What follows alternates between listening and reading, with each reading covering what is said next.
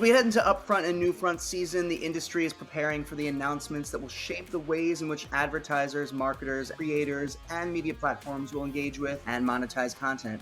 I'm Michael Gewurtzman, Global VP of Programming at Advertising Week, and this is Upfront Conversations.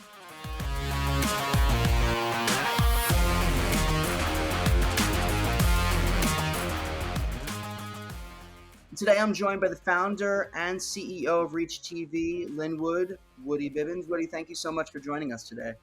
Thanks for having me. I'm excited to talk. Happy to do it. So before we dive in, ReachTV has a really unique approach to content distribution. And for those who might be unfamiliar with it, can you just provide us with a quick intro to ReachTV, where we might have seen its programming and what your original vision looked like as compared to where we've evolved today? Yeah, I mean, ReachTV's goal at the beginning was how do we program down to a screen in an airport, right? I was at JFK Terminal 4 and said, why isn't that screen programmed the way I want it to be? So we started off by figuring out a way to deliver content stream and inside this environment that was really tricky. And we started off with really good short form content from the likes of Hollywood Reporter, Billboard, and a lot of young creators, more of in the short form, really entertaining content. And we delivered that in a way that allowed it to both be cached and then played back. So we always were up 100% uptime. So that was kind of how we found our way into the industry, into this airport ecosystem. And that was our strategy, was cache, play. And that ensured us to be at 100% uptime. Yeah, and it's one of those things where you don't know of it necessarily, but you've definitely seen it if you've ever traveled anywhere. So thanks for explaining. So how has your year-over-year growth shaped your strategy for content development and partnerships in 2024? I think the last 3 years have been amazing for us. Not only I think there was a new appreciation of travel and that journey. And as we've evolved, what we've been looking at over the last 2 years is how people airport, and then how do we program and what kind of content do they want to see? And that's led us to the journey of let's go with the number one thing they want to watch is the same thing they want to watch at home, live sports. Yeah. So we've really went on this journey since 21 of really acquiring and obtaining the live sports rights. And then on top of that, giving them things that they want to watch non-live sports. So we've really been hyper focused on how do people airport and what do they want to see when they airport. And it's led us on this journey to really change up our content strategy and to expand on it. And that's a big change you'll see now is that we are, for all intents and purposes, a live sports network with a little bit of business and a little bit of lifestyle in between those times that we don't have live sports. Yeah, well, you've got NFL games, you've got the LIV golf tournaments. What else can we look forward to when it comes to viewer engagement and sports as part of your strategy?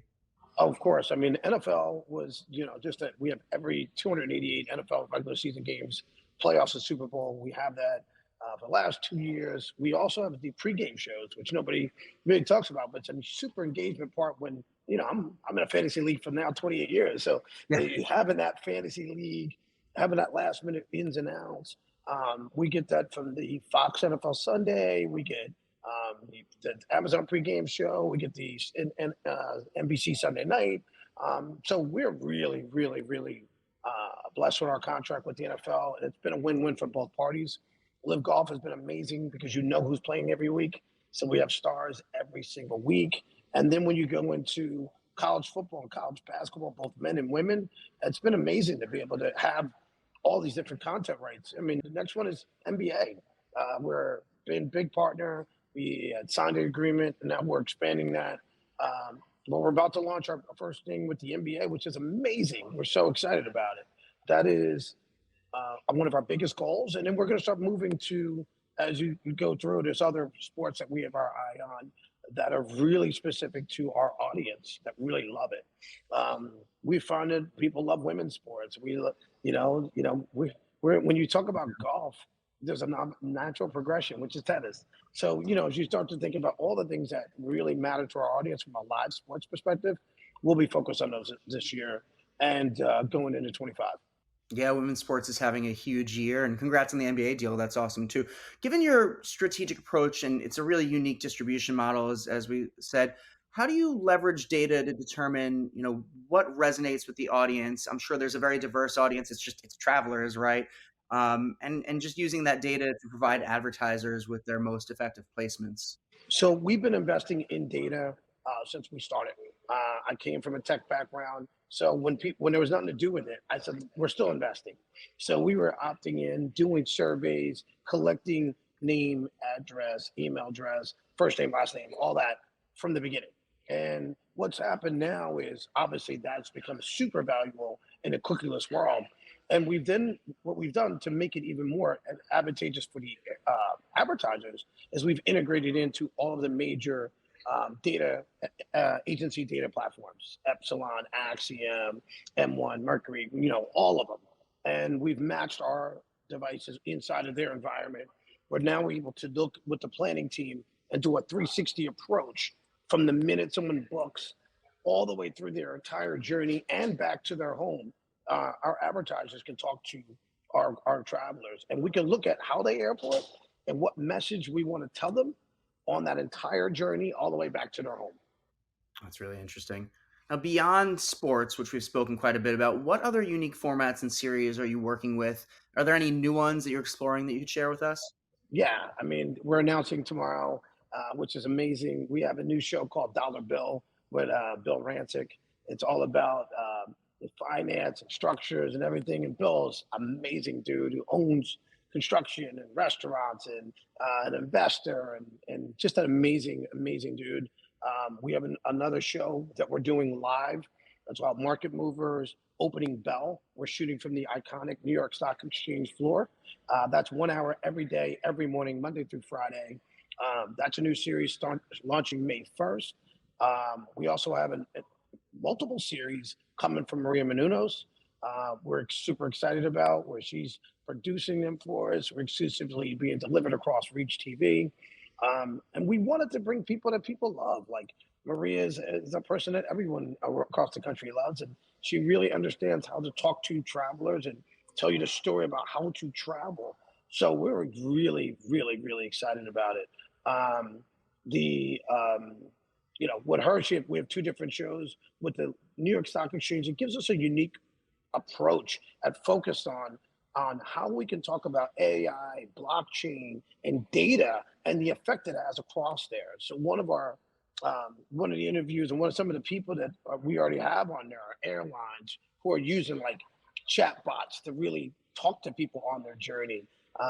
The whole ecosystem is becoming really relying on data. So when you asked the question about data before, it's actually driving decision making on whether or not if we're what planes are buying, what restaurants are going into airports. We're really starting to find that Reach TV has become the platform inside this ecosystem that Mhm. is driving things throughout. And when you look at an airport on a monthly basis, $2.5 billion of revenue is generated inside those walls, and our screens are there. So Yeah. our proximity to purchase is 10 feet. So we are really a key factor. That's why some people call us a streaming network, some people call us retail media, some people call us all kinds of things. But what they always all can say is that we have the data and that proximity, and we have the ability to drive and make and help carve out decision making for consumers at that point of purchase. Yeah, let's go even further when it comes to the tech advancements because I'm sure there are some advancements that are playing a really critical role when it comes to content delivery, engagement. So how are you using these advancements from that engagement perspective and also for the advertiser experience?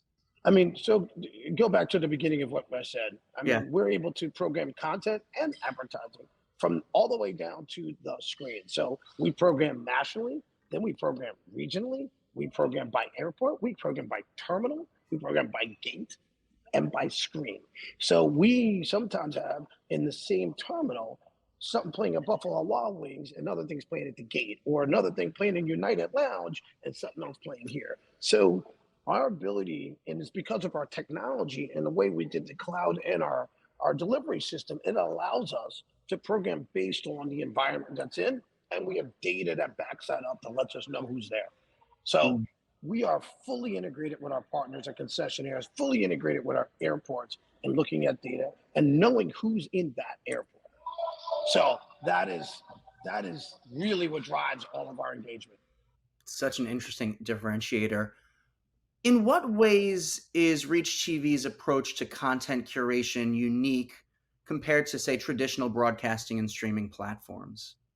I think because of our rights window, and because some of the things that we do, we know that we can't make everything that's there, and so I think it starts from me. We're egoless on that. Yeah. We look at what's best for our viewers and not what's I want to make, right? And what happens is I think our approach allows us to collaborate with more people than most. So we work with pretty much everybody. We're not a competitor. We're the leader in this space. So as a leader, we are collaborative. Um, Collaboration is more like what we are about versus having to worry about competition. Um, I think that allows us to have a calmness, and that Yeah. also I think this allows us to look at it from the perspective of our viewer and our partners and our advertisers. And we have the ecosystem that they're all relying on us. So we have this very unique approach. The airports partners with us, the concessionaires partners with us, the consumers rely on us to get them information in real time. There's a component of what are they going to do in our anticipation of knowing that using our data. And so that allows us to know that, hey, we need surf content in San Diego. We need trucks and cool stuff in Minneapolis. We need cool things to do when you're in Tampa versus going down to Fort Lauderdale. We understand this ecosystem because we live it and breathe it. And by the way, the best part about this ecosystem, why we're so focused on it, we're not focused on anywhere else, is if you look at it globally, it's a $10 trillion market, travel and tourism. Not only is it a $10 trillion market, it employs 10% of all people, all jobs. 10% of them are in the travel and tourism market, and it makes up 10% of all global GDP. And then if you peel that back to the US, it's exact same numbers, almost $1 trillion in revenue and impact. 10% of all of our jobs are in travel tourism, and 10% of our GDP is in travel and tourism. So we are really focused on this ecosystem because we know if we can own that space and be the network of that ecosystem, we can make an impact for everyone involved. So is that the big picture always? Just, airports, airplanes, always traveling. Once they get home, is there continued engagement? Airlines. Remember, our hotels are streaming in 500,000 rooms. We're on the mobile devices. We're then going back to 84 million homes on CTV so from a retargeting perspective. We're integrated into social. We have a partnership with TikTok, with other partnerships. So we look at the person as a traveler, and how do we follow them all the way through that entire journey, wherever they are. So let's step aside from the so you're talking TikTok, you're talking, phones, CTV. How is that engagement post travel? How does it continue on and you continue to build those relationships So, with viewers? so we have over 494 million opted in first-party device IDs in our ecosystem. We've matched those inside platforms like Buy and Trade Desk and others, and where we can then look at those people 24 hours after they leave. We can then look at targeting them across their mobile devices. So we can do that there. We can also look at them and when they log into the Wi-Fi, we do Wi-Fi takeovers. Then when they're in flight, we have the Wi-Fi in flight. We're doing content deals in flight. So we're doing live sports 24 where we are powering it and bringing our advertisers. Then we're in hotel rooms. Then when you come back through that whole ecosystem again, and then we're in 84 million homes. We're able to retarget you as well, all connected TVs. So we look at it as we know who that traveler is, and we're following them through that entire journey all the way back to their home. Yeah, it makes a lot of sense for advertisers. Well, And one last thing I'd like to add on that. yeah, of The course. uniqueness that we have is because we have so much first party data, we're now creating clean rooms with our advertisers and putting them together. So now we'll know X car company whether that person or just bought, so you want to reconfirm that buy, Yeah.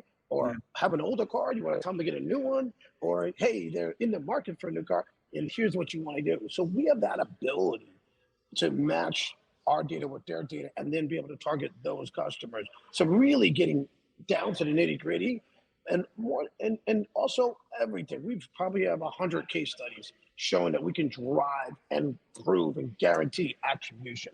So we're very measured, just like the airport world is. Yeah. And it allows us, because there's so much data and so much measurement, we make sure that we are in line with that. So we measure everything, and we drive outcomes for our partners, our advertisers, our airports, our agencies, our concessionaires. Our goal is, how do we drive everyone in that ecosystem and keep pushing it forward? And I will say this thing. The other thing I'll add is, I told you it's a $10 trillion market today. Yeah. They just came out with, it's projected over the next 10 years to grow to 15.5 trillion. So Yeah. this is the fastest growing retail sector that you have, because travel is growing at a pace that outpaces other parts of the economy. People used to be frequent flyers, and fly 3 times, and now flying 5 and 6. Right.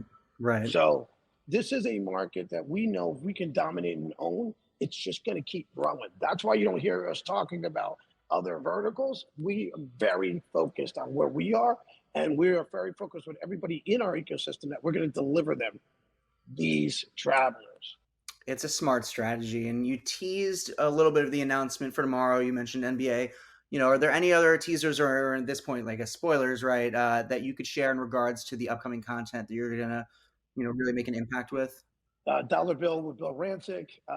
That series is going to be amazing. It's executive produced by Bill Maher, Maria Menounos. We're dropping that series. That's going to go well. Our New York Stock Exchange opening bell, that's going to be announced tomorrow as well. So we are going to make this upfront fun, engaging, and chock full of announcements and unique opportunities that we haven't had before. And our agencies and advertisers get a chance to go with us on that journey. I'm really looking forward to seeing it. And as we come to a close, just share with us what excites you the most about ReachTV's future and the direction it's headed, because it really does seem, pretty limitless right now. I think what will happen is, as a CEO, sometimes you try to, it's your baby and you want to do so much. I think this year for Reach was, as I let go, we can grow. Mm-hmm. And what I've done is let go. So we brought in talent. We have Bob Gruters as our new president. First time we've had a president. We brought in Andrew Eisner as the EVP of sales and partnerships. We are growing and adding the team that's going to allow us to grow and meet the demand that's coming. So I would say, not only adding to our team, but also the deals that we're able to do now and the partnerships we're able to bring on. It's taken us to another level. And we've always been able to sit at the table with any other network, whether it's an NBC or what have you. But I think we're also creating our own table that allows us to do unique things that nobody else can do. And I think that's what excites me. I see it. I see the merchandising part of it. Because we're so close to conversion, to revenue, to commerce. I think we can do something that no one else can do because of where we are. So that excites me. I came from e-commerce, so I find that exciting. I feel like a TV network that can actually drive revenue and convert in a way that nobody else can. I think that's fun. Well, it's a really exciting time to be there at ReachTV. It's an exciting time to be someone who watches content, a traveler, an advertiser. Good luck tomorrow. I'm really looking forward to seeing how everything pans out, and really appreciate you joining us today. No, I appreciate it, and I appreciate you guys giving me opportunity. And of course, we do things with you. So Yes. I think that sometimes when I look at what you guys have built and the platforms and the opportunities, you guys have helped a lot of people like myself, smaller Black-owned businesses, give an opportunity to sit on the stage with some other companies. And I do appreciate it and want to make sure that I highlight that, because it's not something that's small. It's extremely important. And I could speak for Gary from Pod Media. We're both really appreciative of that. Well, it's important to us too, and we always love working with you. And thank you again for joining us. Really do appreciate it. That's going to do it for this episode of Upfront Conversations. Thanks again to Woody for joining us. Thank you all for listening, and we'll catch you again next time right here at the crossroads of content and commerce. See you soon.